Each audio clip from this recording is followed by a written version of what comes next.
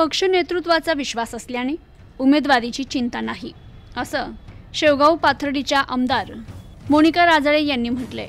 2 महिन्यात विधानसभा निवडणुका होणार असून उपमुख्यमंत्री देवेंद्र फडणवीस, भाजप प्रदेशाध्यक्ष चंद्रशेखर बावनकुळे, भाजपच्या राष्ट्रीय सचिव पंकजा मुंडे, पालकमंत्री राधाकृष्ण विखे पाटील यांच्यासह पक्ष नेतृत्वाचा आपल्यावर विश्वास आहे।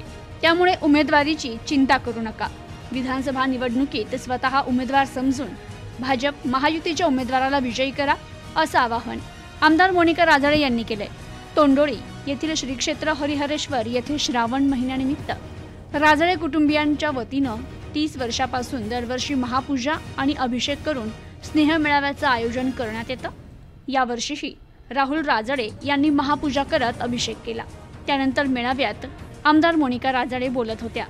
आमदार राजळे म्हणाल्या, 10 वर्षापासून केंद्रात आणि राज्यात भाजप महायुती सरकारच्या माध्यमातून निधी आणून विकासाच्या माध्यमातून मतदारसंघाचा चेहरा मोहरा बदलवण्याचा प्रयत्न केला।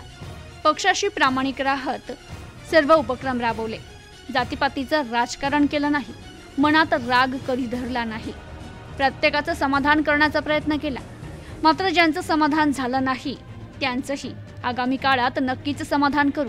विरोधकांकडे ठोस मुद्दाच नसल्याने ते खोटे आरोप करत जनतेची दिशाभूल करण्याचा प्रयत्न करतील, परंतु जनता सुज्ञ आहे, असं त्या म्हणाल्या। Bureau report, news today 24, Ahmednagar.